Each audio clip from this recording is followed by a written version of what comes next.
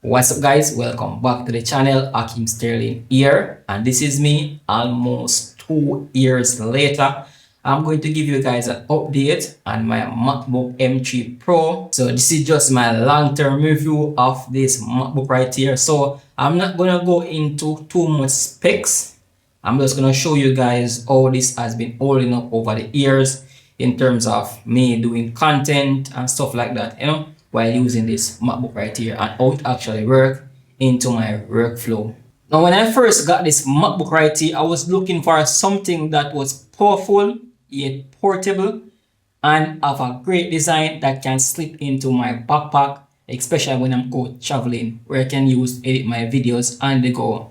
And this MacBook Pro right here at the time, which is the M3 Pro chip, actually caught my attention, mainly because of the size, the fast chip that can handle any task. Now, what stood out to me the most about this MacBook right here is how well this performs after over almost 2 years of using this right here. I've not heard any fan noise, no slowdown when I'm editing, no moment where this actually slow down on me, especially when I'm creating my content. So this right here is a steal. So I use this MacBook right here mainly for video editing, and I actually edit most of my video in 4K footage.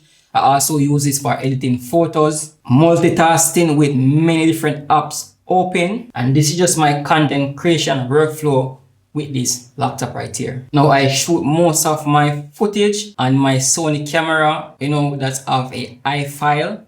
And this computer right here can manage, especially when I'm shooting on my timeline with a lot of different editing and stuff like that. And when I'm scrolling through my timeline, there's no buffering, because the first computer that I was using when I was trying to edit my videos and stuff like that on my computer, when I actually want to play the footage back, I have to load it onto my timeline and make sure the footage actually load. I'm not sure what that's called. It's like we have to decode the information, like decode the data, for it to load onto the timeline, and then you can play it and have to wait again. If you make another adjustment, you have to wait again. That was a really pain. But with this computer right here, it actually works smooth with my footage from my camera when I'm using on my timeline. So I can have a multiple stuff on my timeline, and this won't have to slow down or anything like that. Now, to me at the time, M3 Pro chip was a bit of overkill, especially for content creation.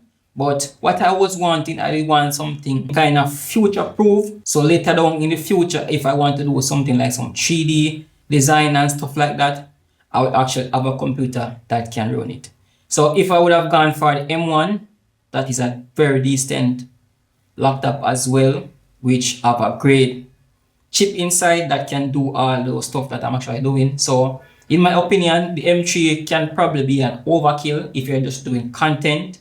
But if you want something that lasts long, which gonna performs even later down the line, I think this is something that would be great, of a great investment. Now, the battery life is one of my favorite things about this computer right here, because I can have this for an entire day and don't have to worry about charging up my device. But however though, if you're doing something like some heavy editing or some heavy multitasking, your battery will drain faster. But if you're just browsing internet and stuff like that on this computer right here, you can have it throughout the day and don't have to worry about charging up your device. Comparing to other computers, the battery life on this computer will hold up more than most of those other brands on the market. So I can confidently say, if I leave my charger at home, I can still bring this right here with me on the road and still edit a few content here and there and still have a bit amount of battery life on this device right here. So it's about 2 years now, and my maximum capacity of this right here,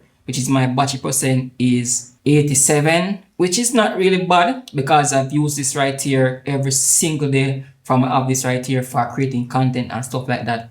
So you can see that this right here holds up pretty well. Now, as a content creator using this MacBook right here, one of the things that really stood out to me was how bright, sharp and accurate these colors are on this MacBook right here. Because as a content creator editing videos, I want to know that all of my color accuracy is correct, especially when doing color grading. And this right here has always delivered, especially to give me those bright, sharp and accurate colors when I'm editing my videos. Now this has a Liquid XDR Retina display that Apple have in this MacBook right here, which is very great if you're a content creator and want to have those rich colors. The speaker also performs really well, but even though I don't really use the speakers much, I normally use my headphone when I'm doing like editing, but if I want to chill back and just play some music on this laptop right here, the speaker really performs well. It actually louder than what I actually expect. We have two speakers, one onto the left, one onto the right,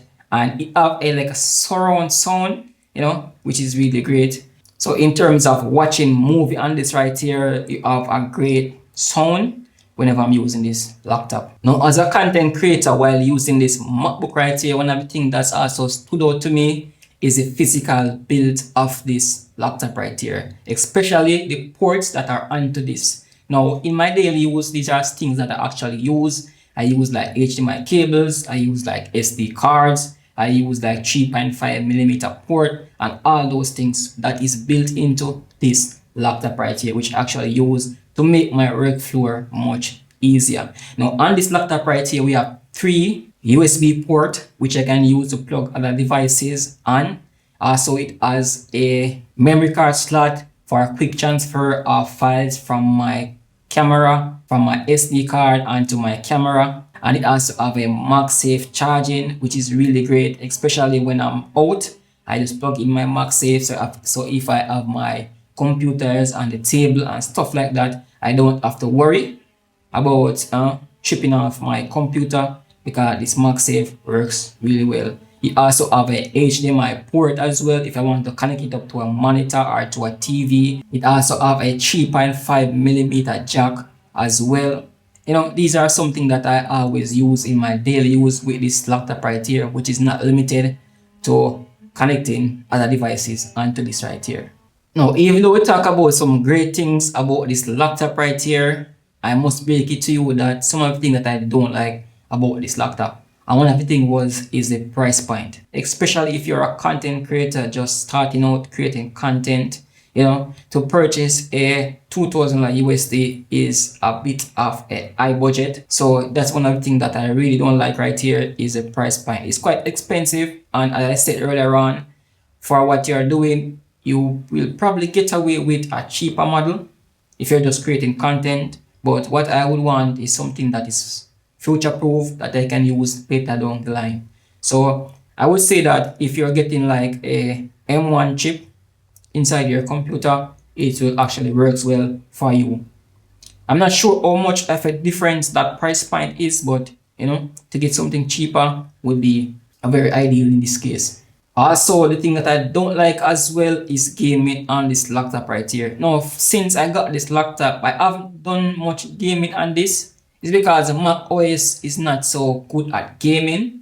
So if you're a gamer and thinking about buying this laptop right here, I wouldn't really recommend this laptop. And the next thing about this as well, as I said earlier, is that this laptop right here can probably be an overkill for some users. So if you're a casual users using a laptop, a M3 Pro chip is not something that you would want to go for. If you're not doing those heavy extensive editing, like some 3D design and stuff like that, this might be an overkill. So I recommend this laptop for a person who is a video editor, whether you're a photographer or a content creator, a developer, or someone who wants a laptop that will last them probably like 5 years or 10 years or more down the line, that have something that is solid, that can do all those stuff. So if you need reliable power and great battery life later down the line of using this laptop right here, I recommend this to you guys. So after almost 2 years of using this MacBook right here, it hasn't disappointed me once. It's fast, it's reliable, and it always stays out of the way, so I can focus on my content creation. It's expensive, yes. Is it worth it in the long run? Yes. So if you're thinking about picking up this right here, I think it would be a great pickup. So if you guys find this video helpful, remember to smash the like button and subscribe to more content like this. And if you guys thinking about purchasing this MacBook right here, let me know in the comment section. If not, let me know which one you guys rather. As always, I see you guys in my next video. Peace. I'm out.